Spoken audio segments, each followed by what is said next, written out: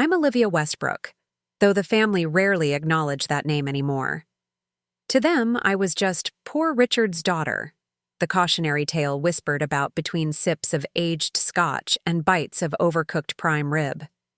Before we jump back, tell us where you're tuning in from, and if this story touches you, make sure you're subscribed, because tomorrow, I've saved something extra special for you. Tonight's Easter dinner had brought the entire Westbrook clan together, though I knew the real purpose wasn't celebration, but evaluation. The family business, Westbrook Financial Holdings, was facing its quarterly assessment, and holiday gatherings had long ago morphed into informal board meetings. I sat quietly at the far end of the table, watching my relatives posture and preen, none of them aware that their precious company's biggest competitor, Aurora Investments, was actually mine. Uncle Gregory stood to give his customary dinner speech, his tailored suit straining slightly at the buttons as he raised his crystal glass. At 65, he still commanded the family with iron authority as CEO of Westbrook Financial. "To family and prosperity," he announced, surveying the table with practiced confidence. "The first quarter numbers are strong. We've weathered the market correction better than most." My cousin Vanessa, who'd been handed the chief marketing officer position straight out of her Ivy League MBA program, nodded enthusiastically. "The new ad campaign is already showing returns. The board is impressed." "The board serves at our pleasure," Uncle Gregory reminded her with a tight smile. "We're Westbrooks. If only they knew that 3 members of their precious board now secretly reported to me through a complex arrangement of consulting contracts and strategic partnerships. The boutique investment firms are starting to feel the squeeze," my cousin Marcus added, barely looking up from his phone. He'd been named Chief Strategy Officer despite having demonstrated no actual strategic thinking in his 32 years of privileged existence. 2 more folded last month. Those little startups just can't compete with our legacy. I suppressed a smile. Aurora Investments wasn't just competing. We were revolutionizing the industry with our algorithm-driven approach to wealth management. Under my leadership, we'd developed financial modeling software that was making Westbrook's methods look positively archaic. "The tech division needs more resources," my sister Rebecca suggested tentatively. She was the only family member who still occasionally spoke to me, though always cautiously, always measuring her words against Uncle Gregory's potential reaction. "We're falling behind on digital innovation." Uncle Gregory waved his hand dismissively. "People don't trust algorithms with their money, Rebecca. They trust the Westbrook name, built over 4 generations. They trust tradition." My father sat silently beside Aunt Elaine, studying his plate. He'd been pushed out as CFO 3 years ago, though the family maintained the fiction that he'd chosen early retirement. Dad had always been weak when it came to standing up to his older brother Gregory, too willing to sacrifice his own career and his daughter's future at the company to maintain family harmony. "What we need is to further consolidate our traditional investment strategies," Vanessa said. "Double down on what's worked for the past 50 years. I couldn't help it. I laughed. Just a small sound, but in the carefully modulated conversation of a Westbrook family dinner, it landed like a gunshot. All eyes turned to me. "Something funny, Olivia?" Uncle Gregory's voice could have frozen water. "Just thinking about market realities," I said carefully.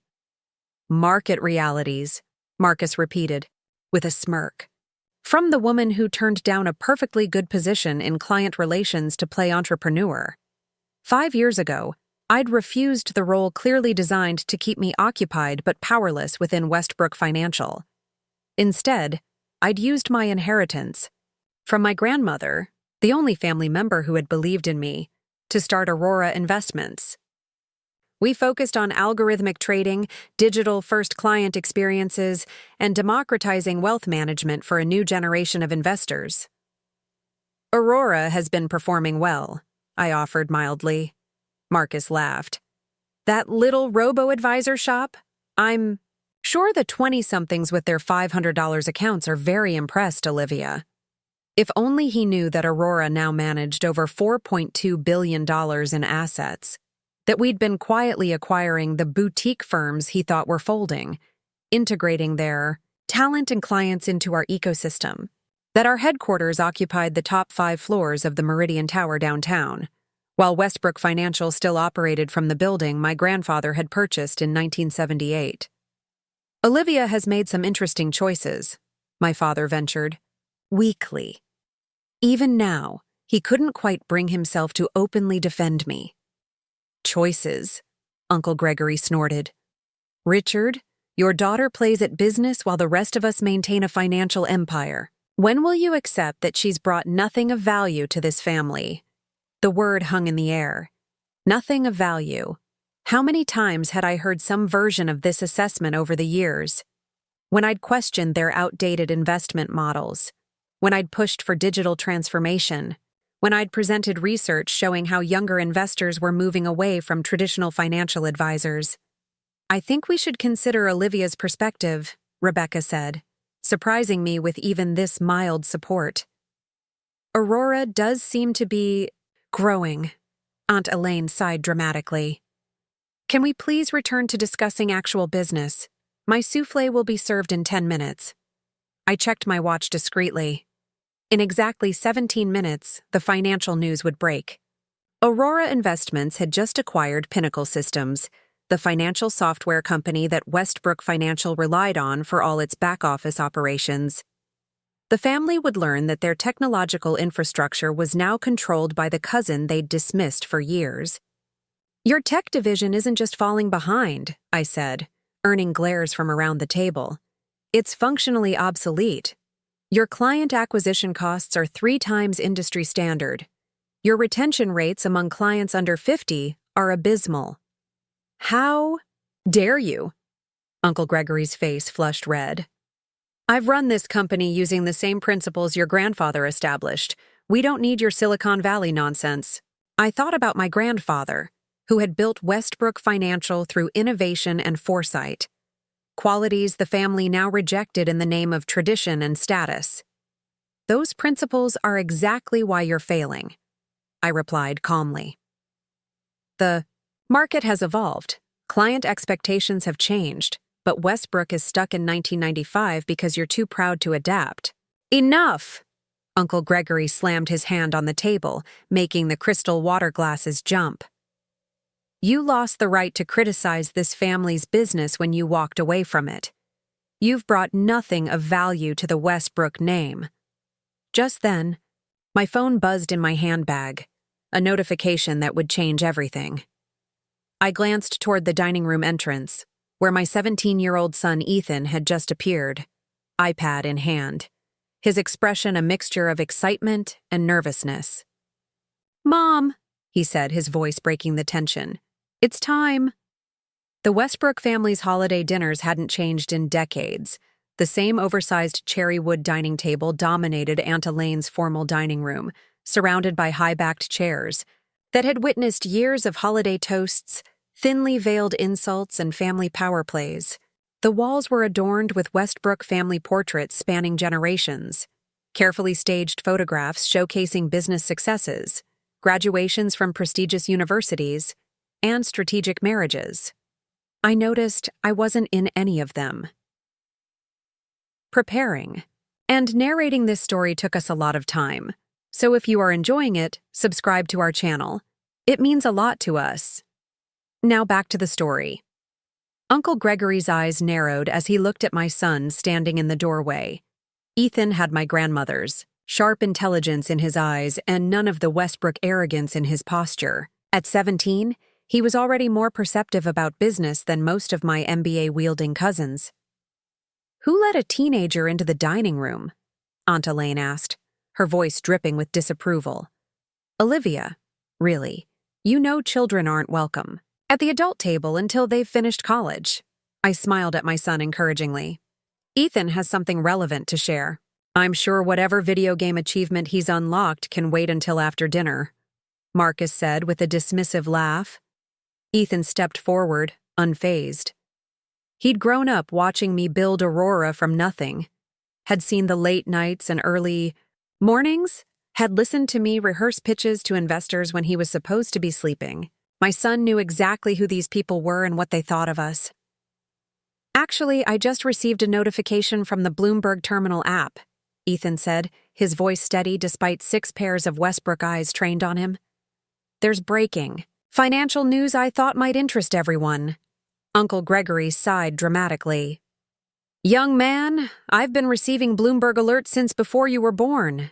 If there was anything relevant to Westbrook Financial, I would know about it. That's just it, Uncle Gregory, Ethan replied, using the family title despite having met the man only a handful of times at obligatory family events. It's about Pinnacle Systems. The room went silent. Pinnacle provided the entire technological backbone for Westbrook Financial's operations. Their proprietary software managed everything from client portfolios to compliance documentation. What about Pinnacle? Vanessa asked, suddenly alert. Ethan looked at me, seeking permission. I nodded slightly. Pinnacle Systems has been acquired, he said, turning his iPad around to show the headline. By Aurora Investments. The silence transformed into something heavier, more dangerous. Uncle. Gregory's face flushed crimson from his collar to his receding hairline. Marcus dropped his phone onto his plate with a clatter. Rebecca's eyes widened as she turned to look at me with something like awakened respect. That's impossible, Uncle Gregory finally sputtered. Pinnacle is worth hundreds of millions. Aurora is just a small-time robo-advisor startup.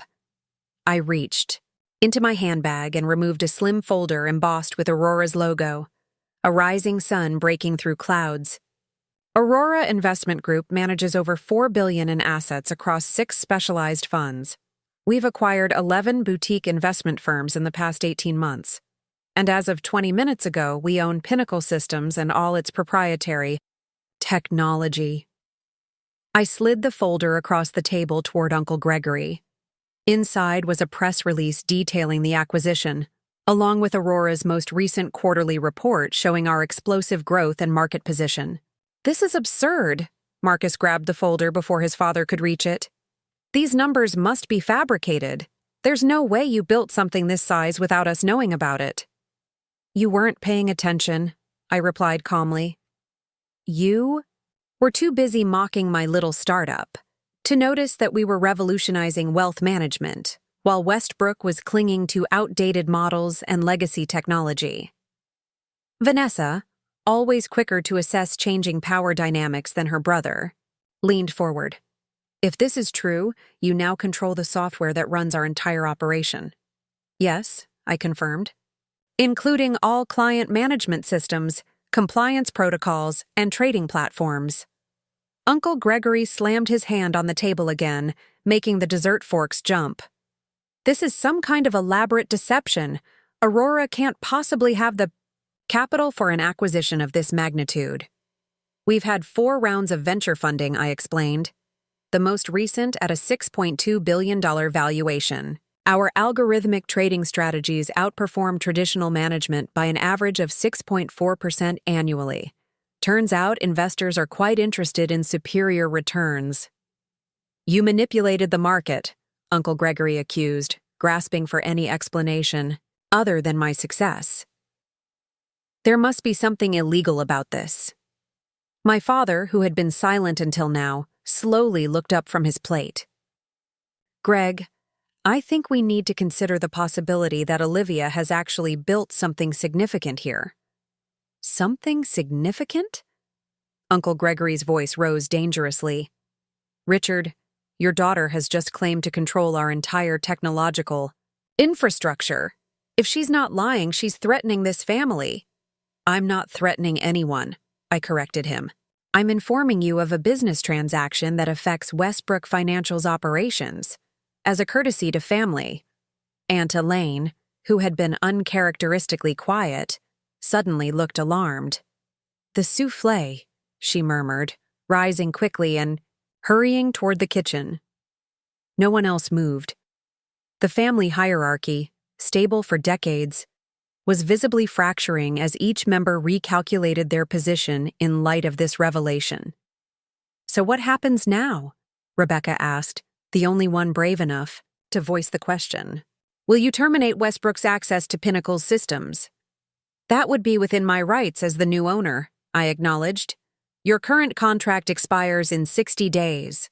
The color drained from Uncle Gregory's face.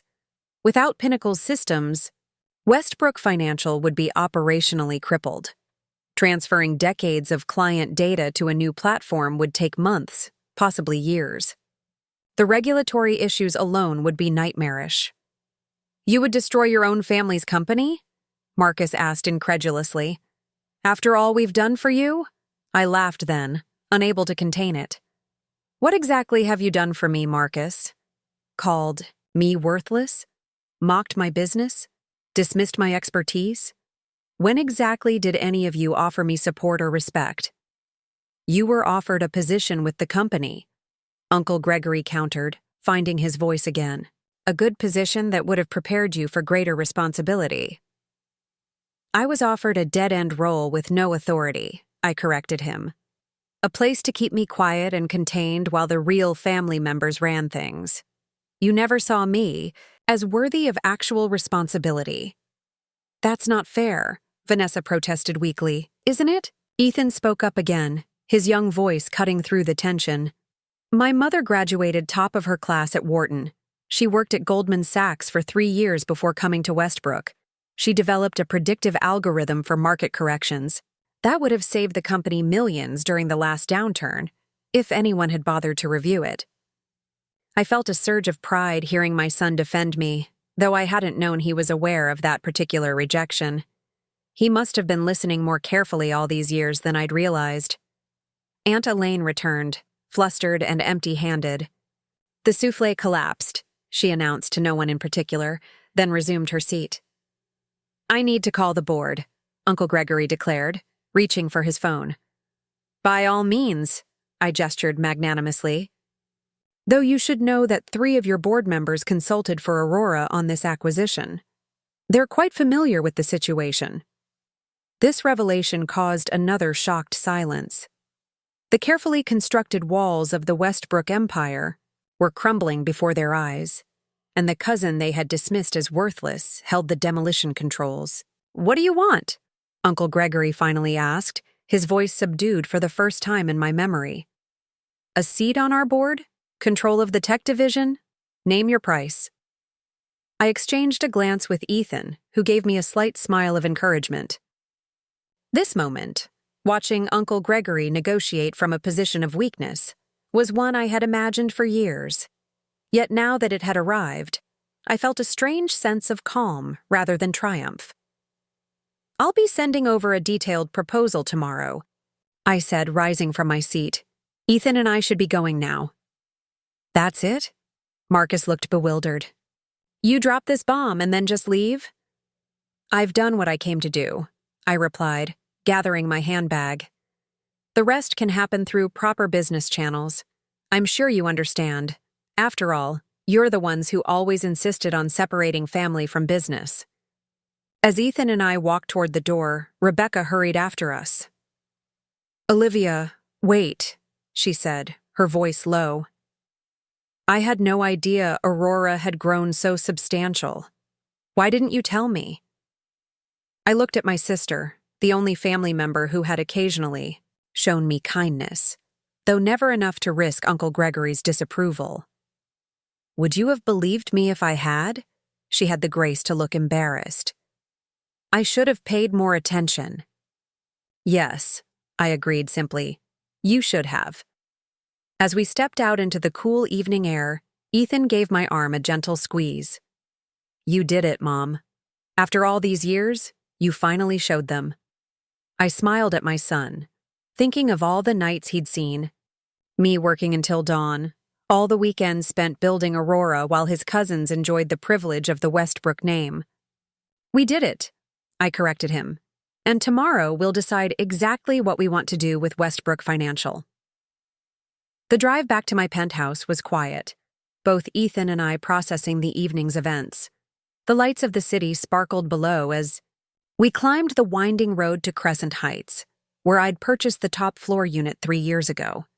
The doorman greeted us with a respectful nod, having long since stopped being surprised by my late returns from the office. Do you think they'll fight back?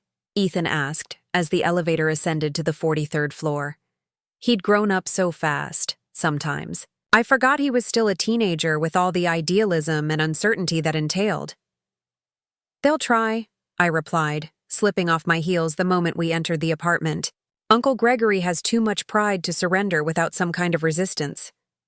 "But they can't win, right? You've made sure of that?"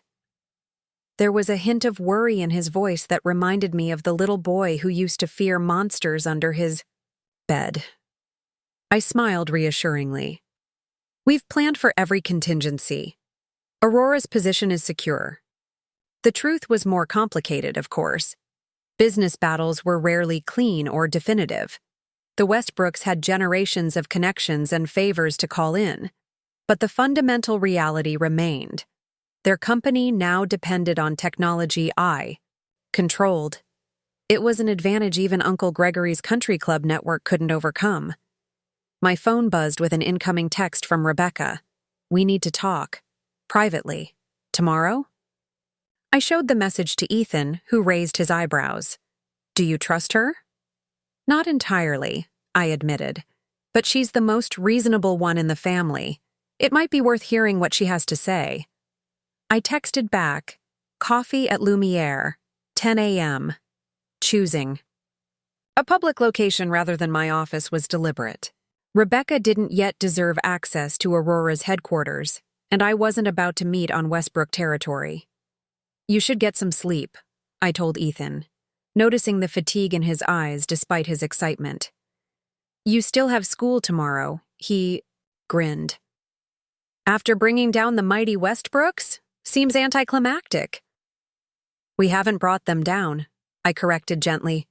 "We've changed the power dynamic. What happens next depends on many factors." After Ethan went to bed, I poured myself a glass of the champagne I'd been saving for this day. A vintage I couldn't have afforded 5 years ago when Aurora was truly the struggling startup my family believed it to be.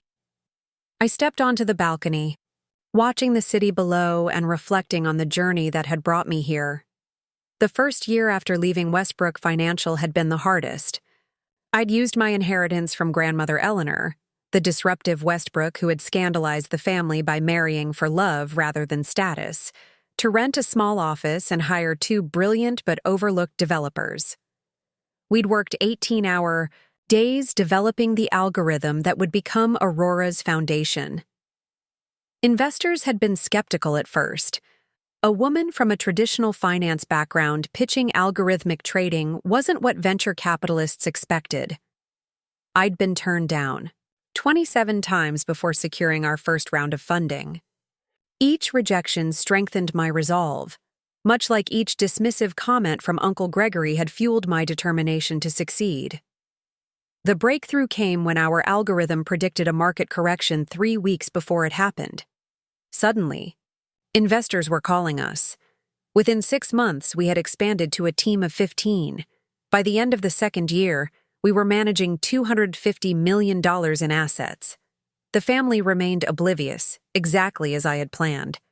While they were busy dismissing my little hobby business, I was executing a vision for financial services that left their model in the dust. Every holiday dinner, every family gathering where they treated me with condescension became an intelligence gathering. Opportunity. They spoke freely around me, never considering that I might use their own information against them. Learning that Westbrook Financial had become completely dependent on Pinnacle's systems had been the key insight. Uncle Gregory, for all his talk about tradition, had outsourced the company's technological backbone rather than investing in internal development. It was a vulnerability I had exploited with surgical precision. My phone buzzed again. A message. From Carter, Aurora's chief legal officer. Westbrook's general counsel just called. They're requesting an emergency meeting tomorrow at 9 a.m., so it was beginning already. I texted back, decline. Offer Thursday instead. Making them wait would reinforce, who now controlled the timetable. Every aspect of this power shift needed to be carefully managed. I sipped my champagne, savoring both the taste and the moment. 5 years of work, of being underestimated, of strategic patience, had culminated in tonight's revelation. Yet I felt strangely hollow. The look on my father's face, the dawning realization that his daughter had outmaneuvered his brother, wasn't as satisfying as I'd imagined it would be. My phone rang, disrupting my thoughts. The screen showed Dad. I hesitated, then answered. Olivia. His voice sounded older than it had at dinner. I need to understand what happened, how you built all this without any of us knowing. You never asked, I replied simply. Not once. In 5 years did you ask me about Aurora with genuine interest. The silence stretched between us, heavy with unspoken recriminations. Your uncle is furious, he finally said. He's talking about lawsuits, about proving you used inside information from family discussions. I anticipated that, I responded, calmly. Every move Aurora has made has been meticulously documented and legally vetted. I never used confidential information, only observed what was publicly available and what was carelessly discussed in my presence because no one thought I was worth censoring themselves around. Another pause. When did you become so calculated? There was something like wonder in his voice. I've always been calculated, Dad. You just never noticed because you were too busy apologizing for me to Uncle Gregory. The words came out sharper than I'd intended. He sighed heavily. I failed you. I see that now. Yes, I agreed. You did. Is there any way to resolve this that doesn't destroy what our family has built? He asked, his voice smaller than I'd ever heard it. I looked out at the city lights, thinking of the proposal my team had prepared. That depends on whether Uncle Gregory can accept the new reality. Aurora isn't going away, and Westbrook Financial can't function without Pinnacle's systems. He's meeting with the board tomorrow morning. I think you should be there. I wasn't invited, I pointed out. I'm inviting you now. As a major shareholder and the owner of our critical infrastructure, you have every right to be present. This was unexpected. My father had never directly challenged Uncle Gregory's authority before.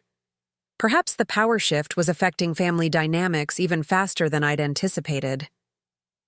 I'll consider it, I said finally. Text me the details. After we hung up, I returned to the balcony, my thoughts churning.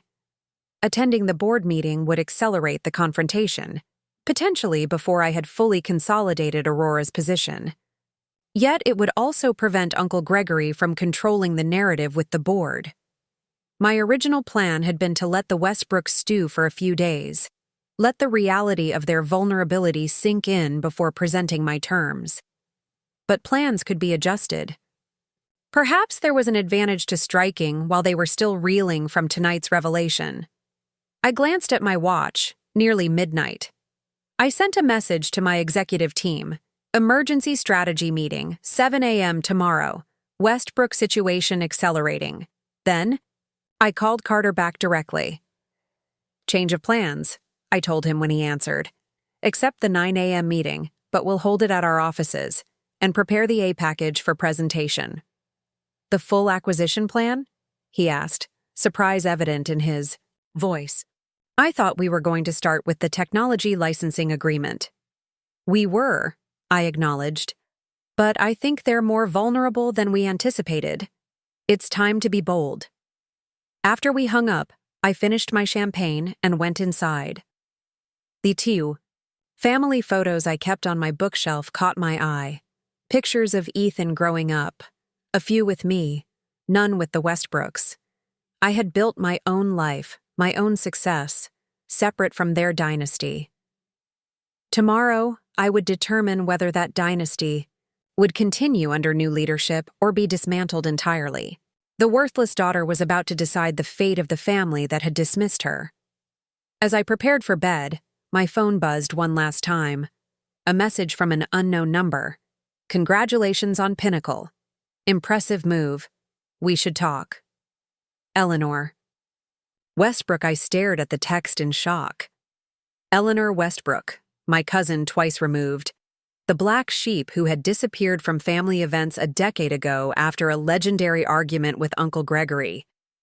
The rumor was she'd gone to Silicon Valley and made a fortune, though the family never discussed her success. Perhaps I wasn't the only Westbrook who had been building something in silence. Aurora's headquarters occupied the top 5 floors of the Meridian Tower, its glass and steel facade gleaming in the morning sunlight. The office reflected everything Westbrook Financial was not: modern, transparent, adaptable. Open workspaces encouraged collaboration, while glass-walled meeting rooms maintained transparency.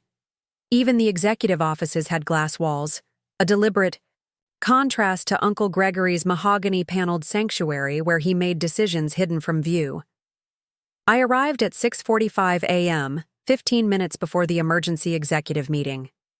The security guard nodded respectfully as I passed, no longer surprised by my early arrivals.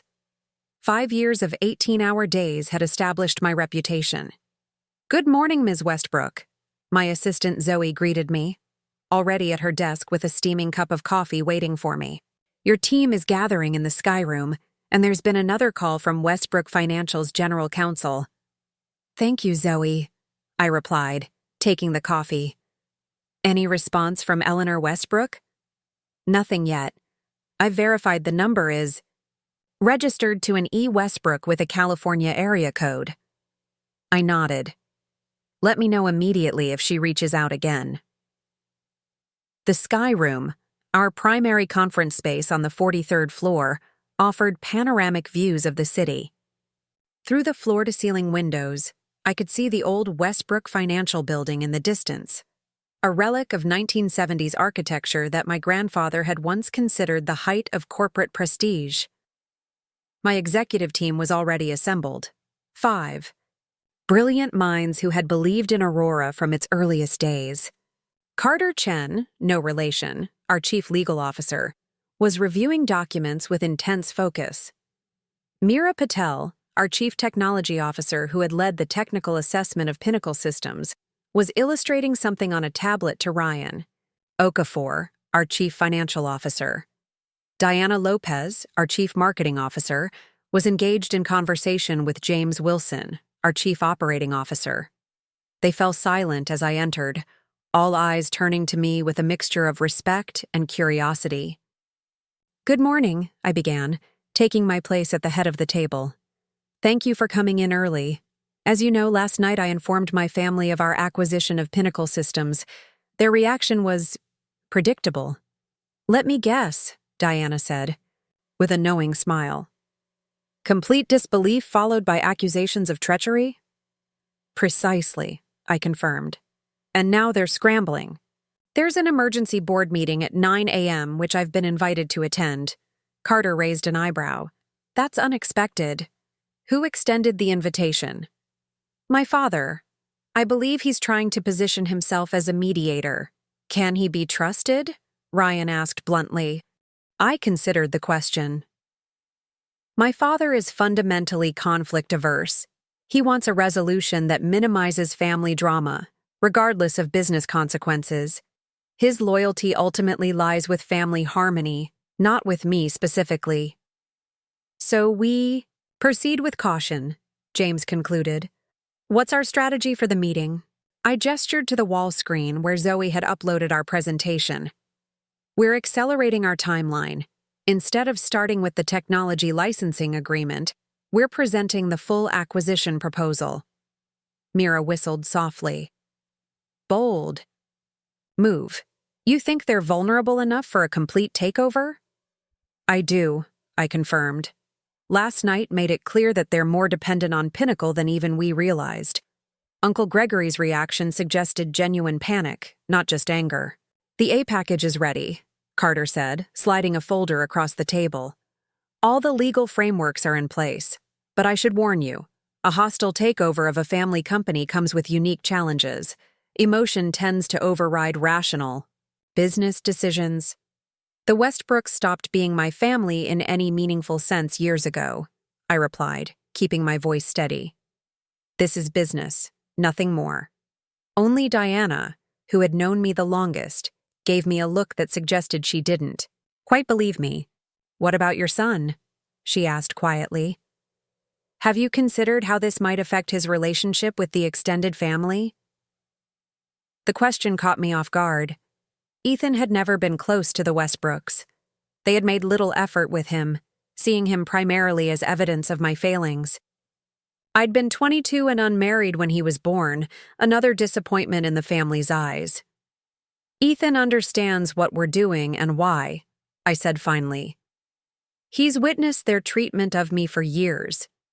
If anything, he's more determined than, I am to see this through. James checked his watch. We should discuss contingencies. If they reject the acquisition proposal, what's our fallback position? For the next hour, we refined our strategy, anticipating every possible objection, preparing responses to likely scenarios. My team was thorough, insightful, and utterly loyal. Everything the Westbrooks might have had in me if they'd recognized my worth. At 8:30, we concluded the meeting. My executives filed out, each with clear directives, while I remained in the sky room for a moment alone. The city was fully awake now, sunlight glinting off the buildings, traffic flowing through the streets below. Somewhere in that urban landscape, Uncle Gregory was likely rallying his forces, attempting to construct a defense against what was coming. My phone buzzed with a text from Ethan. Good luck today. Show them who's boss. I smiled, feeling a surge of gratitude for my son's unwavering support. Then a second message arrived, from Eleanor Westbrook. I'm in town. Lunch after your board meeting? There's more to this situation than you know. Intriguing. I texted back. Café Laurent, 1 p.m. How will I recognize you? The response came immediately. I look like a Westbrook, just not one who's suffocating under the weight of family tradition. I tucked my phone away as Zoe appeared at the door. Your car is ready, Ms. Westbrook, and Mr. Chen asked me to remind you that we've prepared dossiers on each board member. Thank you, Zoe. Has there been any unusual activity from Westbrook Financial overnight? Their legal team has been working all night, according to our sources, and there was a meeting at Uncle Gregory's home with 3 board members until 2 a.m. I nodded, unsurprised. They're looking for leverage. Yes, but our legal team says they won't find any. The Pinnacle acquisition is airtight. The drive to Westbrook Financial's headquarters took 15 minutes, each passing block a journey through my own history. I'd grown up visiting that building, watching my grandfather and then my father and uncle build what they considered a legacy. I'd spent summers interning in various departments, learning the business from the ground up, always assuming I would one day take my place in the family hierarchy. How differently things had turned out. As we pulled up to the building, I noticed Rebecca waiting on the steps, elegant as always in a tailored suit, her expression anxious. I wasn't sure you'd come, she said as I approached. I was invited, I replied simply. Uncle Gregory doesn't know that, she admitted, lowering her voice.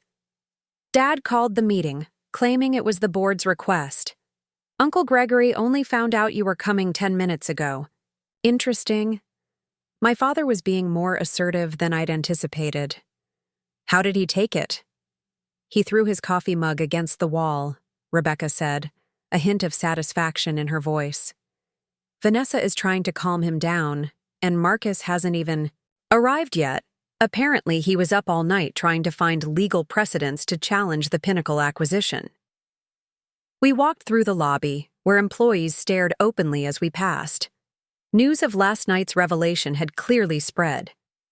The receptionist, who had known me since I was a child, seemed unsure whether to greet me warmly or treat me as an adversary. She settled for a nervous nod. The executive elevator required a keycard, one I no longer possessed. Rebecca swiped. Hers. And we ascended to the 30th floor in silence. Why are you helping me? I finally asked. You've always aligned yourself with Uncle Gregory. She studied me for a moment. Because I recognized something last night while watching you. You're the future. Uncle Gregory is the past. and I've always had good instincts for which way the wind is blowing. The elevator doors opened directly into the executive suite. Through the glass doors of the boardroom, I could see them all waiting. Uncle Gregory at the head of the table, red-faced and tense. My father to his right, looking pale and determined. The 7 board members arrayed around them, expressions ranging from curiosity to hostility. "Ready?" Rebecca asked. I straightened my shoulders, feeling the weight of the moment.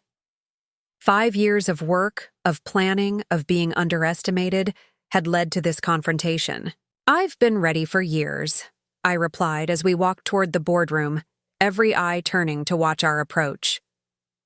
The future of Westbrook Financial, and my place within or outside the family, would be determined in the next hour.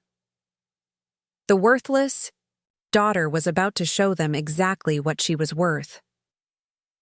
The boardroom fell silent as I entered, the tension palpable in the air. Uncle Gregory's face was a study in barely contained fury, while the board members watched with expressions ranging from curiosity to open hostility. My father rose halfway from his chair, a gesture somewhere between welcome and uncertainty. "What is she doing here?" Uncle Gregory demanded, not bothering to address me directly. "This is a private board meeting." My father cleared his throat. "I invited her, Greg. As the owner of Pinnacle Systems, Olivia has a direct interest in these discussions." "Owner of—" Uncle Gregory sputtered, then collected himself, turning to the board members. "Ladies and gentlemen, before we proceed, I want to make it clear that we're investigating the legitimacy of this supposed acquisition. There are serious questions about how Aurora Investments could afford such a purchase." I placed my briefcase on the table calmly. "I'd be happy to address those questions, Uncle Gregory. Aurora's financial statements are a matter of public record, as is our recent Series D funding round of $450 million. "Please, take a seat, Ms. Westbrook," said Eliza Hargrove, the most senior board member, a woman in her 60s who had served since my grandfather's time. "I believe we all have questions that need answering." I took the empty chair at the opposite end of the table from Uncle Gregory, a symbolic positioning that wasn't lost on anyone in the room. Rebecca sat to my right, her presence beside me, making a clear statement to the family. "For those who haven't been introduced," I began, "I'm Olivia Westbrook, CEO of Aurora Investments. Yesterday, we completed our acquisition of Pinnacle Systems, the technology provider that currently powers most of Westbrook Financial's operations."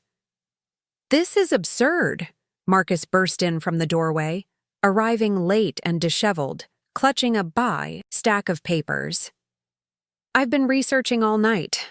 There must be some kind of corporate espionage involved. You couldn't build a company capable of this acquisition without insider information from Westbrook." "Actually, she could," said Howard Chen, another board member who headed the compensation committee. "I've been following Aurora's growth for some time. Their algorithmic trading platform has been outperforming traditional management consistently for 3 years. It's impressive." Uncle Gregory shot Howard a look of betrayal. "You knew about this?" "I knew about Aurora," Howard clarified. "I didn't know Ms. Westbrook was the founder until this morning when I did my research. The company operates under her maternal grandmother's name, Jenkins, not Westbrook." I smiled slightly. Using my grandmother's maiden name had been deliberate, a way to build Aurora without the weight or the connections of the Westbrook name. It had allowed me to be judged solely on merit, not family legacy. "The point," Uncle Gregory cut in, "is that we have a serious situation regarding our technological infrastructure.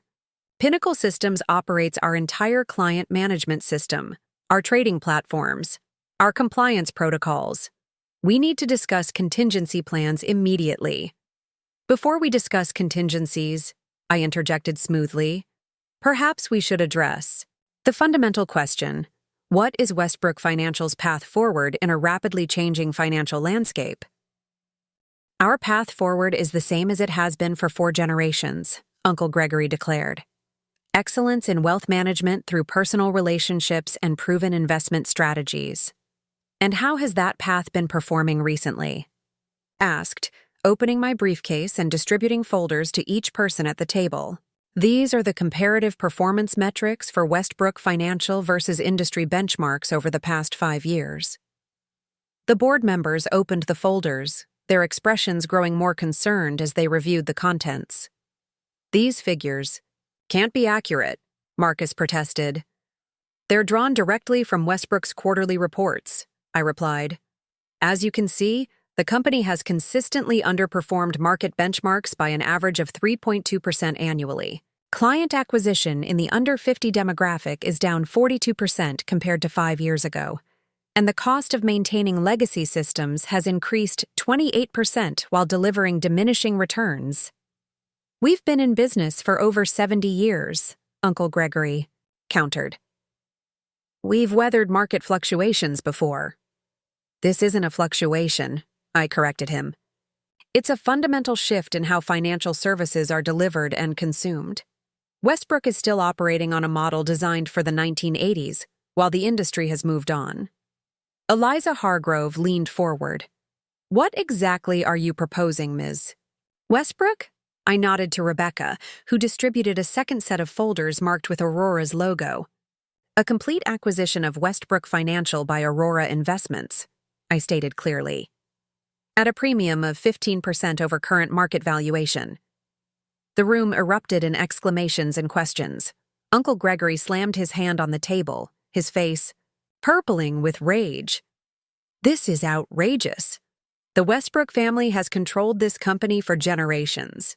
We are not selling to anyone, least of all to me? I finished for him. To the worthless daughter who was never given a meaningful role in the family business? Is that what you were going to say, Uncle Gregory?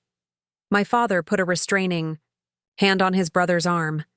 Greg, please, let's hear the proposal. There's nothing to hear, Uncle Gregory hissed. This company is not for sale. Actually, Howard Chen interrupted. As a publicly traded company, Westbrook Financial is always potentially for sale if the offer benefits shareholders. The board has a fiduciary duty to consider any legitimate acquisition proposal. Uncle Gregory looked betrayed. Whose side are you on, Howard? The shareholders, Howard replied simply. As are all of us on this board. I continued as if the outburst hadn't occurred. The proposal includes retention of the Westbrook name and legacy, continued employment for all current staff, and a significant technological upgrade through integration with Aurora's systems. Most importantly, it provides a way forward in an industry where Westbrook is increasingly falling behind, Marcus scoffed. And I suppose you'd be in charge of this new entity? The proposal includes a detailed leadership transition plan, I confirmed. I would serve as CEO, with a board composed of members from both organizations. And where would that leave current leadership? Vanessa asked, speaking for the first time, her voice carefully neutral. Your father would be offered the role of Chairman Emeritus, I replied. You and Marcus would be evaluated for positions based on qualifications and performance, just like every other employee. Based on qualifications? Marcus sputtered. We're Westbrooks. And that's precisely the problem, I said firmly. Westbrook Financial has prioritized family connections over competence for too long. It's why the company is underperforming, losing market share, and failing to attract next-generation clients. Eliza Hargrove studied me with shrewd eyes. This feels personal, Ms. Westbrook. It began as personal, I acknowledged honestly. When I was repeatedly overlooked, undervalued, and dismissed by my own family. But Aurora's success isn't built on resentment. It's built on a better business model, superior technology, and a forward-thinking approach to wealth management. My father, who had been unusually quiet, finally spoke. Olivia has always had innovative ideas for modernizing our approach, ideas we should have listened to years ago. Uncle Gregory looked at my father in disbelief. You can't possibly be supporting this hostile takeover, Richard. This is your family legacy, too. It's about preserving the legacy, Greg. my father replied with unexpected strength. If Westbrook can't adapt, it won't survive another generation, regardless of who owns Pinnacle Systems.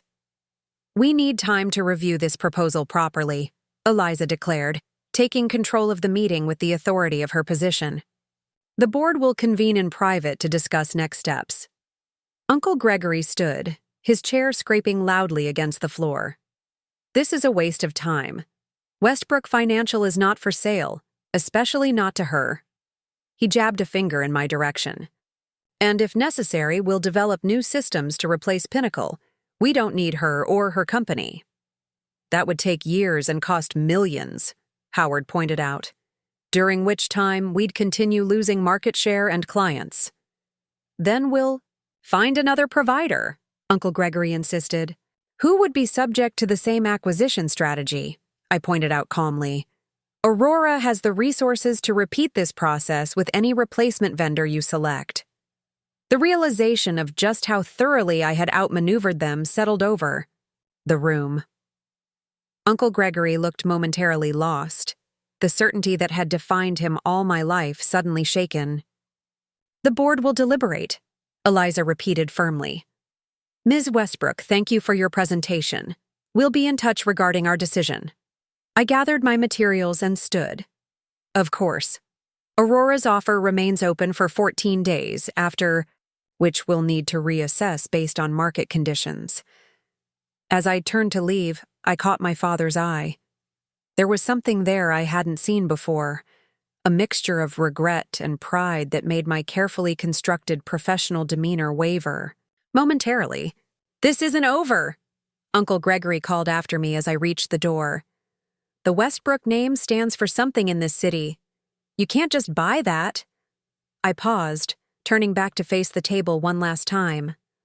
I'm not trying to buy the Westbrook name, Uncle Gregory. I already have it. What I'm offering to buy is a company that forgot its own founding principles of innovation and excellence, principles I've built into Aurora from day one. With that, I walked out, Rebecca following close behind me. In the hushed executive suite beyond, employees pretended not to stare as we made our way to the elevator. That was something, Rebecca murmured as the elevator doors closed. It was just the beginning, I replied, checking my watch.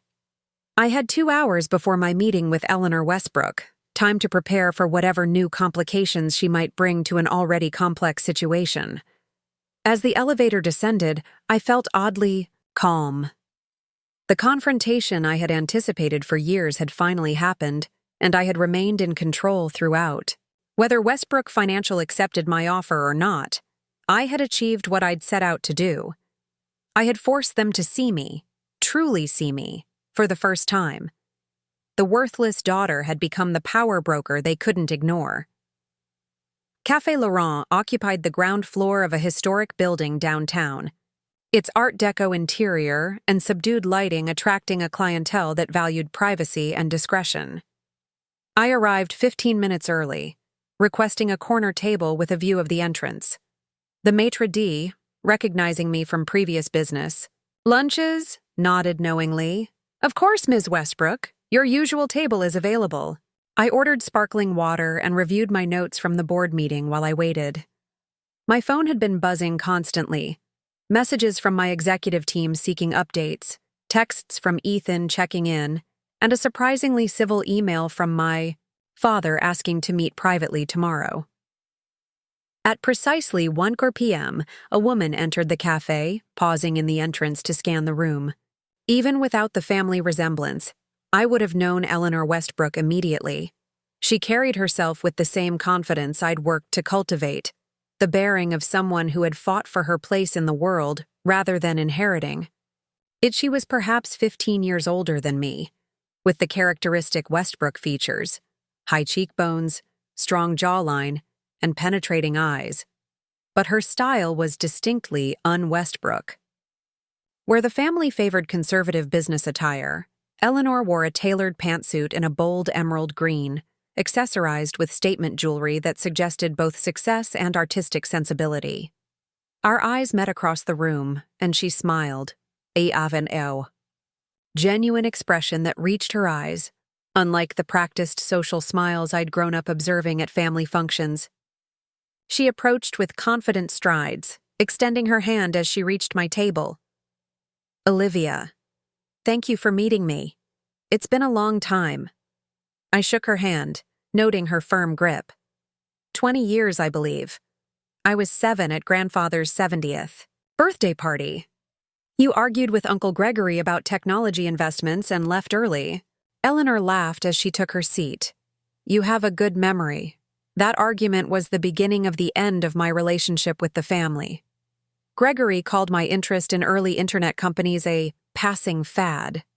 I called him a dinosaur waiting for extinction. And then you disappeared from family events, I noted. I didn't disappear, she corrected, accepting the menu from the server. I was disinvited, officially for disrespecting family leadership, unofficially for being right. When Gregory couldn't stand to be wrong? After we ordered, Eleanor studied me with interest. The Pinnacle acquisition was brilliantly executed. When I heard about it, I knew immediately it had to be your work. You've built something remarkable with Aurora. You've been following my career? I asked, surprised. From a distance. I make it my business to keep track of both promising financial technology and Westbrook dissenters. You qualified on both counts. She smiled over her water glass. Though I must say, you've exceeded even my expectations. I'm flattered, I replied cautiously. But I suspect you didn't reach out just to congratulate me. Direct? Good. Eleanor nodded approvingly. You're right, of course. I reached out because we have complementary interests in the future of Westbrook Financial. We do? Indeed. You see, while you've been building Aurora and planning your takeover, I've been quietly acquiring Westbrook Financial stock through various investment vehicles. As of last week, I control approximately 14% of outstanding shares. I carefully controlled my expression, though the revelation was genuinely surprising. Our research had identified most major shareholders, but Eleanor's holdings must have been distributed across multiple entities to avoid detection. That's significant, I acknowledged, though not enough to control the board's decision. Not alone, Eleanor agreed, but combined with your leverage through Pinnacle and whatever shares. You may have already acquired. What makes you think I've acquired any shares? I asked, deflecting. She laughed softly. Because it's what I would have done. And we Westbrook women think alike. At least, those of us who weren't willing to accept the limitations the family tried to impose. Our food arrived, giving me a moment to consider this unexpected development. Eleanor clearly had her own agenda regarding Westbrook Financial. The question was whether that agenda aligned with mine. What exactly are you proposing? I asked once the server had left. An alliance, Eleanor replied, her expression turning serious. I want a seat on the board after your takeover succeeds. In return, I'll vote my shares in favor of your acquisition offer and bring along several other significant shareholders who trust my judgment. Why not approach the board independently? I questioned. With 14%, you could already demand a seat. I could, she acknowledged. But that would mean working within the existing Westbrook structure, putting up with Gregory's outdated vision and patriarchal leadership style. I'd rather be part of the new Westbrook you're creating. I took a bite of my salad, considering her offer. Additional shareholder support would significantly increase the pressure on the board to accept my proposal, potentially shortening a process that could otherwise become protracted and messy. What's your background in financial technology? I asked, probing for more information. If you're seeking a board position, I assume you bring relevant expertise. Smart question. Eleanor smiled approvingly. I founded TechFin Solutions in 2003, built it into one of the leading financial technology providers in California, and sold it to Oracle 5 years ago for $1.2 billion. Since then, I've been investing in fintech startups and serving on several corporate boards. Impressive credentials that would add significant legitimacy to the restructured company. Still, I needed to understand her motivations beyond the obvious. Professional fit? And your interest in Westbrook specifically? Is this about proving Uncle Gregory wrong after all these years? Eleanor considered the question, setting down her fork. Partially, yes. I won't pretend there isn't some satisfaction in finally showing Gregory that I understood where the industry was heading long before he did. But it's more than that. She leaned forward slightly. Despite everything, I still believe the Westbrook name stands for something valuable in the financial world. Or it could, with the right leadership.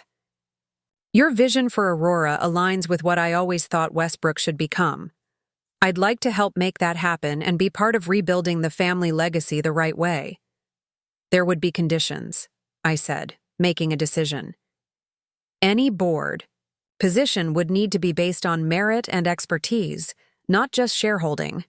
And I would expect complete transparency about your holdings and any other potential conflicts of interest.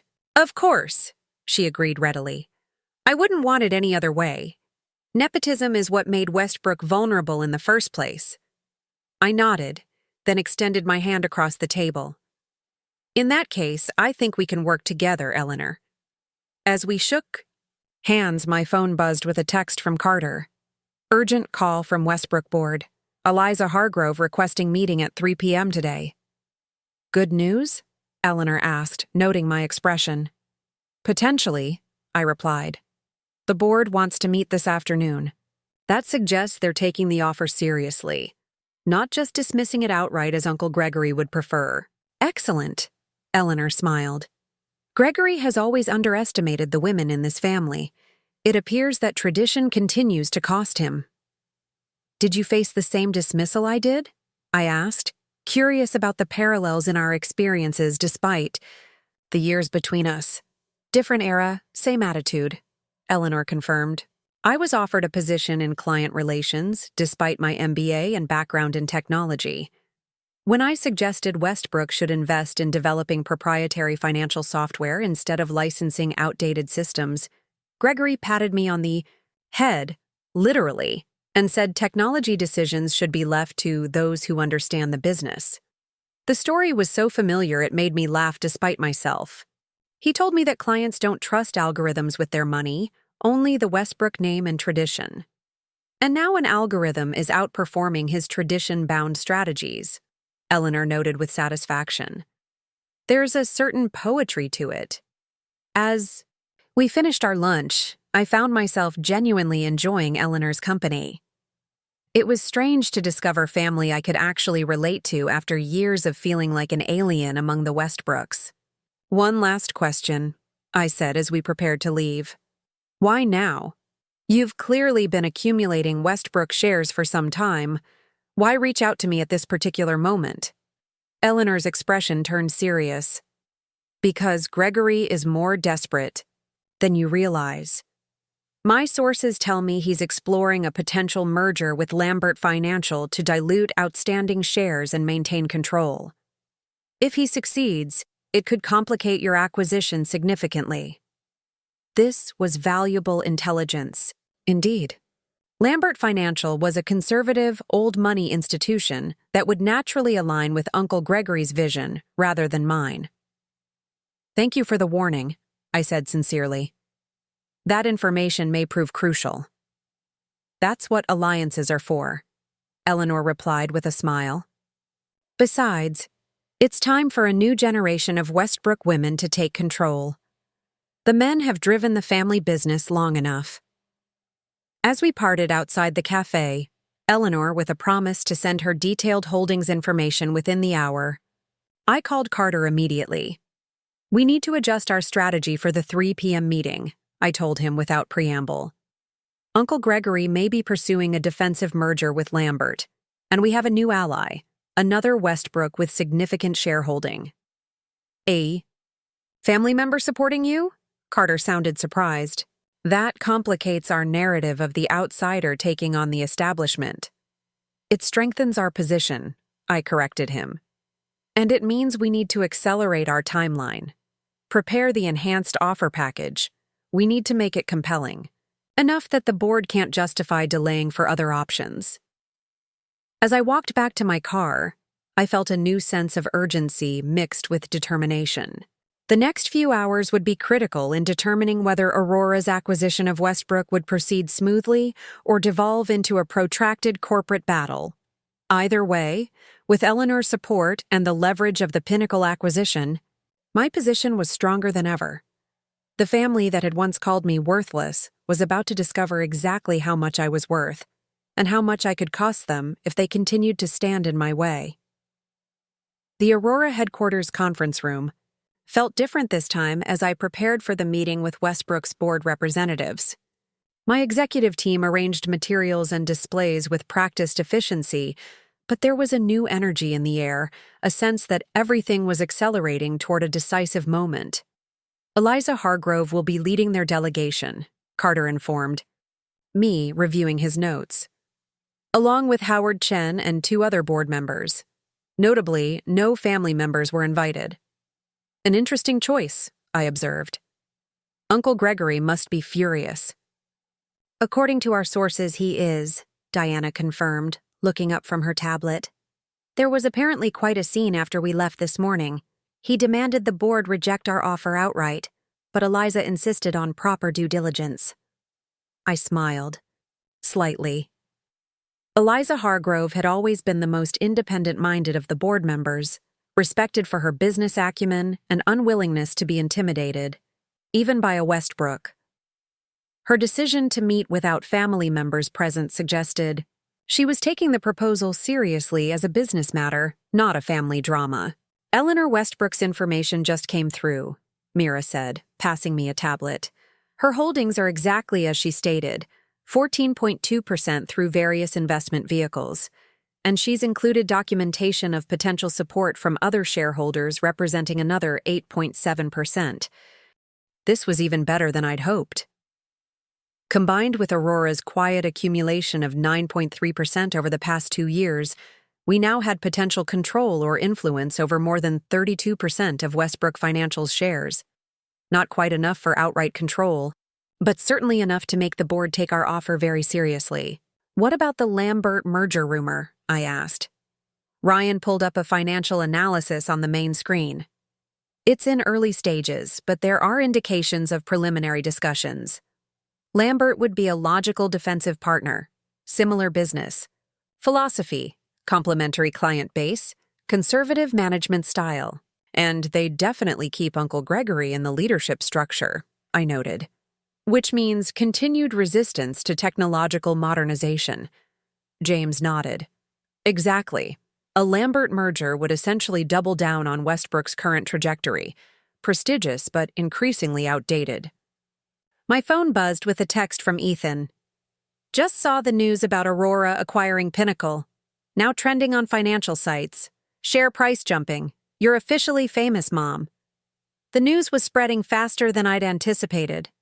The public markets were already responding to the acquisition, which would only increase pressure on the Westbrook board to make a decision quickly. Aurora's stock is up 7% since the Pinnacle announcement, Ryan confirmed, noting my expression. The market likes our move. And Westbrook's? I asked. Up 4%. The market is speculating about a potential acquisition target. The receptionist's voice came through the intercom. Ms. Westbrook, the Westbrook Financial delegation has arrived. I straightened my jacket and nodded to my team. Let's make this count. Eliza Hargrove led the delegation into the conference room, her silver hair and impeccable posture projecting the gravitas earned through decades of corporate leadership. Howard Chen followed, along with Patricia Donovan and Martin Wells, all senior board members with significant business experience outside the Westbrook orbit. Welcome to Aurora, I greeted them, extending my hand. Thank you for coming on such short notice. Thank you for accommodating us, Eliza replied formally. The board felt it prudent to continue our discussions promptly, given the market reaction to your Pinnacle acquisition. We exchanged pleasantries as everyone took their seats, the Westbrook delegation taking in Aurora's modern offices with carefully neutral expressions. Quite different from the Westbrook building, Howard Chen observed. By design, I acknowledged. Aurora was built for the financial landscape of today and tomorrow, not yesterday. That's actually what we're here to discuss, Eliza said, getting directly to business. Your proposal this morning was unexpected. The board needs to understand your vision for Westbrook Financial under Aurora's ownership before we can properly evaluate it. Of course, I replied, nodding to Diana, who distributed comprehensive presentation materials to everyone. Aurora's proposal isn't just about ownership change, it's about transformation. For the next 40 minutes, my team and I walked through our detailed plan for integrating Westbrook Financial into Aurora's ecosystem, preserving the Westbrook name and legacy client relationships while fundamentally modernizing the technology, investment approach, and client experience. We outlined implementation timelines, financial projections, and specific strategies for different client segments. Throughout the presentation, the board members asked pointed, thoughtful questions that indicated they were seriously considering the proposal. Eliza's penetrating inquiries focused on legacy client retention, while Howard zeroed in on the technological integration with obvious interest in Pinnacle's capabilities. This is certainly comprehensive, Eliza acknowledged when we concluded. However, there are concerns about the cultural integration. Westbrook has a certain traditional approach that many clients value. I understand those concerns, I replied. I grew up in that tradition, but client expectations are evolving rapidly. Our research shows that even Westbrook's most established clients are increasingly demanding digital access, transparent performance metrics, and more responsive service models, precisely what Aurora's platform provides. And what role do you envision for the current Westbrook leadership? Patricia Donovan asked, the question I'd been waiting for. As outlined in the proposal, we believe in meritocracy, not nepotism, I stated plainly. Those who can adapt and contribute value would have opportunities within the integrated company. Those who cannot, I let the implication hang. You're talking about removing Gregory Westbrook as CEO, Martin Wells said bluntly, a man who has led the company for 15 years. I'm talking about installing leadership that can navigate the realities of modern finance, I corrected. Uncle Gregory has maintained the status quo admirably, but maintaining is no longer sufficient. The industry is transforming, and Westbrook must transform with it, or become increasingly irrelevant. Eliza studied me with shrewd eyes. This feels personal, Ms. Westbrook. As I acknowledged this morning, it began personally, I replied honestly. But business decisions should be based on objective assessments, not emotion. My team has prepared a detailed analysis of Westbrook Financial's performance metrics versus industry benchmarks. I nodded to Ryan, who distributed the reports. These numbers tell the story more effectively than any personal history could. The board members reviewed the data in silence, expressions growing more concerned as they absorbed the reality of Westbrook's declining competitive position. These performance gaps are significant, Howard finally said, and widening each quarter, I confirmed, particularly in attracting and retaining next-generation clients. What about the rumored merger with Lambert Financial? Eliza asked suddenly, watching for my reaction. I maintained a neutral expression, grateful for Eleanor's warning. We're aware of those preliminary discussions. Our analysis suggests a Lambert merger would temporarily stabilize Westbrook, but accelerate its long-term decline by doubling down on outdated approaches. Martin Wells frowned. You have sources inside our confidential discussions? We have market intelligence, I corrected smoothly. Just as you undoubtedly have insights into Aurora's operations, that's simply good business. Eliza smiled slightly at this, the first crack in her professional facade. Indeed, she gathered her notes and nodded to her colleagues. We have what we need for now.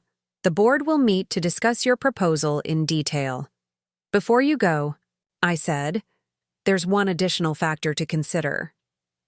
I handed Eliza a document that Carter had prepared based on Eleanor's information. This outlines shareholder support for our acquisition proposal, representing over 32% of outstanding shares. The board members exchanged glances, clearly surprised by the number. That's substantial, Howard acknowledged. And growing, I added. As news of our offer circulates, we anticipate additional shareholder support. The market recognizes the value of our proposal, even if certain members of Westbrook leadership resist it. Eliza tucked the document into her portfolio. We'll take this into consideration. The board will reconvene tomorrow morning to discuss all aspects of the proposal. We should have a preliminary response by noon. As they prepared to leave, I made one final point. Westbrook Financial has a proud history. Aurora's proposal offers a path to an equally distinguished future. The alternative isn't maintaining tradition. It's watching that tradition become increasingly irrelevant in a changing world. Eliza paused at the door, turning back to me with an unreadable expression. You know, I worked with your grandfather for 20 years. He was a traditionalist in many ways, but he was never afraid of necessary change. In fact, he once told me that the greatest risk in finance isn't taking chances. It's failing to evolve while pretending the world isn't changing around you. With that parting comment, she led her delegation out, leaving me momentarily speechless. In all my years of Westbrook family dinners and gatherings, I'd never heard that perspective on my grandfather's business philosophy.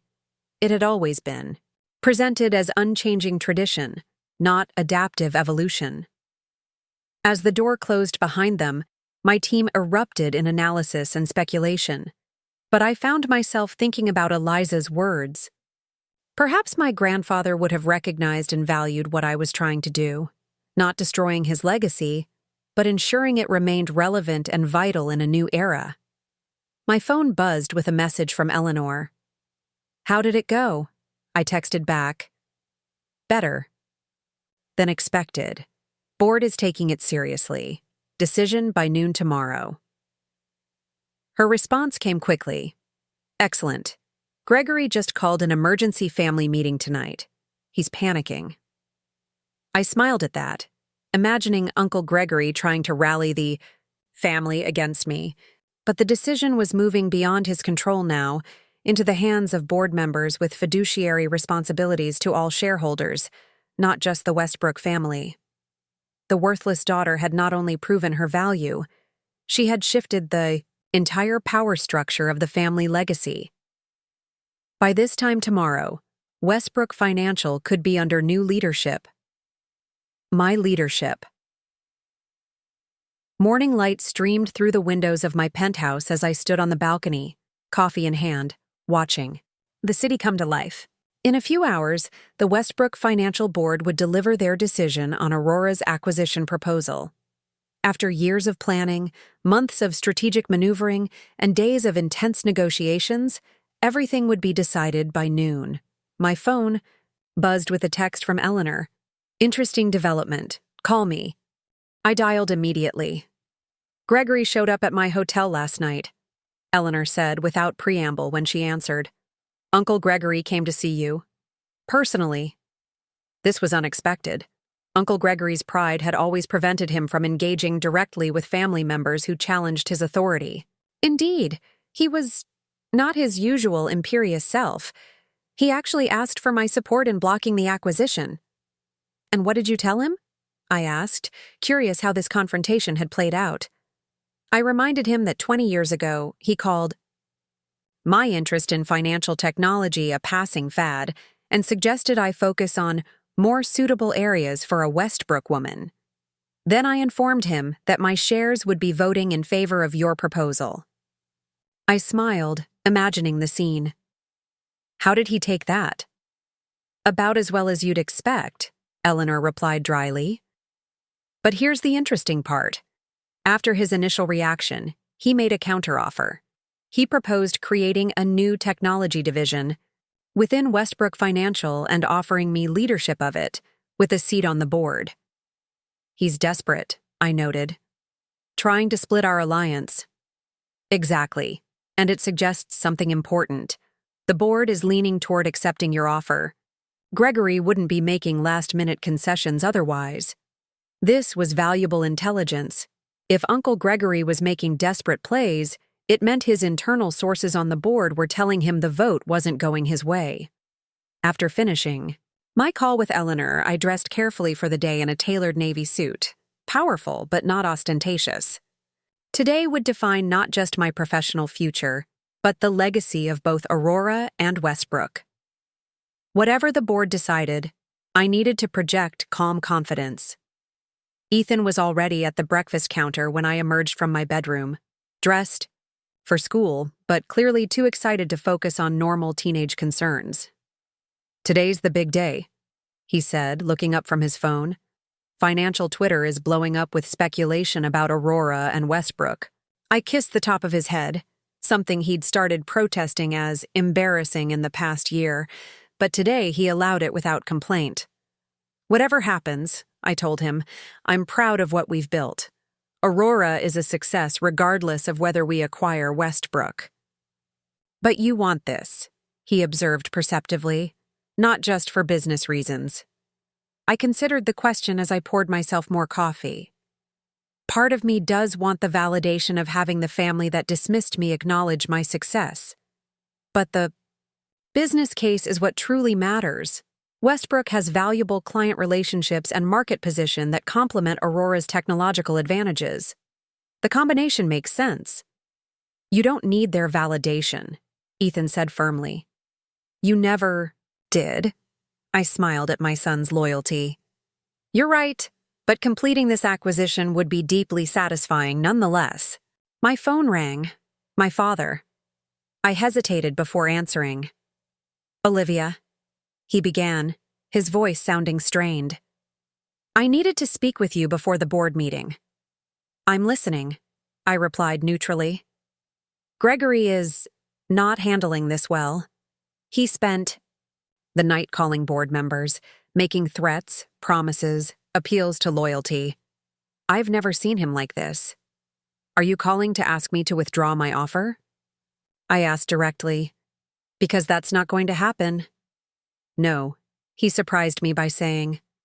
"I'm calling to tell you that I've informed the board I support Aurora's acquisition proposal." I nearly dropped my coffee cup. "You've what?" "I should have supported your vision years ago," he continued, his voice gaining strength. "When you first proposed modernizing our technology and investment approach, Gregory was wrong to dismiss you, and I was wrong to let him. The company needs your leadership now." For a moment, I couldn't find words. After years of my father's passive acceptance of Uncle Gregory's decisions, this direct challenge to his brother's authority was unprecedented. "What changed your mind?" I finally asked. "Watching you present to the board yesterday. Seeing what you've built with Aurora." And he hesitated. "Finding your original business plan from 5 years ago in my old files last night. The one outlining technological integration that Gregory rejected without even reading fully. Every prediction you made has come true." I remembered that business plan well. Countless hours of research and analysis distilled into a document that Uncle Gregory had dismissed in less than 5 minutes, calling it naive and impractical. "Thank you," I said simply. "Your support means more than you might think." After we hung up, I sat in silence for a moment, processing this unexpected development. My father's support wouldn't directly influence the board's decision, but it represented a profound shift in the family dynamics that had defined my life for so long. "Everything okay?" Ethan asked, watching me carefully. "Surprisingly, yes," I replied. "Your grandfather just told me he's supporting our acquisition proposal." Ethan's eyebrows shot up. "Seriously? Grandpa is standing up to great Uncle Gregory?" "Awadi, appears so." "About time," Ethan muttered, then checked his watch. "I should get to school. Will you let me know as soon as the board decides?" "You'll be my first call," I promised. I arrived at Aurora's headquarters at 10:01 a.m., greeted by my executive team already assembled in the conference room. The atmosphere was charged with anticipation as we reviewed contingency plans for both possible outcomes, acceptance or rejection of our offer. Latest market analysis, Ryan reported. Aurora's stock is up another 3% this morning. Westbrook is up 6% on acquisition speculation. Media coverage is overwhelmingly positive, Diana added. The narrative is framing this as an innovative, forward-thinking company revitalizing a respected but increasingly outdated institution. Any updates from the Westbrook board? I asked. Carter shook his head. Nothing official, but my contact says the meeting started at 9 a.m. and is still ongoing. There appears to be significant debate. At 11:30, my assistant Zoe appeared at the door. Ms. Westbrook, Eliza Hargrove is here. She's alone, and asking to speak with you privately before. The official board response. I exchanged glances with my team. This was unexpected. Show her to my office, I instructed, then turned to Carter. Give us 15 minutes, then bring the team. Eliza Hargrove stood at the window of my office, looking out at the view of the city when I entered. She turned at the sound of the door, her expression carefully composed. Thank you for seeing me ahead of the scheduled announcement, she said formally. Of course, I replied, gesturing to the seating area. Can I offer you anything? No, thank you. She sat, placing a folder on the table between us. I wanted to speak with you directly before the formal board response is delivered. I sat across from her, maintaining a neutral expression despite my growing curiosity. I appreciate that. The board vote was not unanimous, she began, getting straight to the point. But a majority has voted to accept Aurora's acquisition proposal with certain conditions. A surge of triumph coursed through me, though I kept my expression professional. I'm pleased to hear that. What conditions? They're outlined in detail here. She slid the folder toward me. But the key points involve management transition timelines, retention of certain key personnel, and preservation of the Westbrook name in client-facing operations. I opened the folder, scanning the document quickly. The conditions were reasonable, most of them already addressed in our proposal. These seem workable. We're committed to a smooth transition that preserves client relationships and key institutional knowledge. Eliza nodded, watching me carefully. There's one other matter, not included in the formal response, a personal observation. Go on, I prompted when she paused. I've served on the Westbrook board for over 20 years. I worked with your grandfather, your father, and your uncle. I've witnessed the company's evolution and its resistance to evolution. She leaned forward slightly. Your grandfather was a visionary who built something remarkable. Your uncle has been a caretaker, maintaining but not advancing that vision. And me? I asked quietly. A slight smile crossed her face. You remind me of your grandfather, the willingness to challenge convention, to see where the industry is heading rather than where it's been. The board recognizes that quality, even if some family members don't. She stood. Our brief meeting apparently concluded. The formal response will be delivered at noon as scheduled, but I wanted you to hear the decision from me first, and to know that it wasn't just about business metrics or shareholder pressure.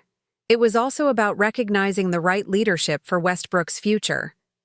As she moved toward the door, she paused. Your uncle will not take this well. He's already threatened legal challenges, though our counsel assures us they would be without merit.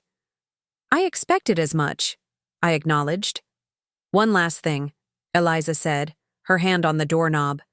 Your father's statement to the board this morning was quite powerful. He spoke of missed opportunities and the cost of clinging to tradition at the expense of innovation. It clearly influenced several undecided members. With that, she departed, leaving me to absorb the magnitude of what had just happened. Aurora's acquisition of Westbrook Financial would proceed. The company that had dismissed me as worthless was now mine to lead. My executive team entered a few minutes later, reading the answer in my expression before I even spoke. They accepted, Diana said, not a question but a confirmation. I nodded. With conditions, but nothing we can't accommodate. We've done it. The formal delivery of the board's decision at noon was anticlimactic after Eliza's private meeting. The documents were signed, statements prepared for release to the media, and the complex process of integration formally begun. By late afternoon, the news had dominated financial headlines. Aurora Investments to acquire Westbrook Financial in transformative deal. Market reaction was overwhelmingly positive, with both companies' stocks closing significantly higher. I had just finished a conference call with investors when my assistant announced an unexpected visitor, my father. He entered my office hesitantly, looking around at the modern space with its glass walls and open design. Quite different from the Westbrook offices, he observed, echoing Howard Chen's comment from the day before. That's intentional, I replied, gesturing for him to sit. Aurora represents a different approach to finance, more transparent, more accessible. He nodded, settling into the chair across from me. Gregory isn't speaking to me, he said after a moment. He says I betrayed the family by supporting your acquisition. And what do you think? I asked. I think I finally did what I should have done years ago. Recognized the future instead of clinging to the past. He met my eyes directly. I'm proud of you, Olivia. What you've built with Aurora is extraordinary. 5 years of accumulated tension began to dissolve at his words. Not completely. Too much had happened for instant reconciliation. But enough to glimpse a possible path forward. Thank you, I said simply. That means a lot to me. Will there be a place for me in the new organization? He asked, vulnerability evident in his voice. I understand if there isn't. I had considered this question extensively during our planning. Not in an operational role, I said honestly. But we've outlined a position as a senior advisor, focusing on client relationship management during the transition. Your institutional knowledge and client relationships are valuable. Relief crossed his face. I'd like that. As evening fell, I finally had a moment alone in my office. The day had been a whirlwind of calls, meetings, and decisions, the first of many as we began the complex process of integrating 2 significant financial institutions. My phone buzzed with a text from Ethan. Congratulations again, Mom. When? You're done changing the financial world. Can you pick up dinner? I'm starving. I smiled, reminded once again of what truly mattered beyond corporate acquisitions and family vindication. I texted back, on my way, Chinese or pizza. Before leaving, I took one last look at the city skyline from my office window. The old Westbrook Financial building was visible in the distance, its traditional architecture a counterpoint to Aurora's modern headquarters. Soon, both would be part of the same organization. Tradition and innovation finally united rather than opposed. The family that had once called me worthless had just effectively handed me control of their legacy. But strangely, that validation didn't feel as important as it once had. What mattered was the future I was building, for Aurora, for the transformed Westbrook, for my son, and for myself. The worthless daughter had not only proven her value, she had redefined it on her own terms. And that, I realized as I gathered my things to head home, was the most satisfying victory of all. Up next, you've got 2 more standout stories right on your screen. If this one hit the mark, you won't. Want to pass these up? Just click and check them out.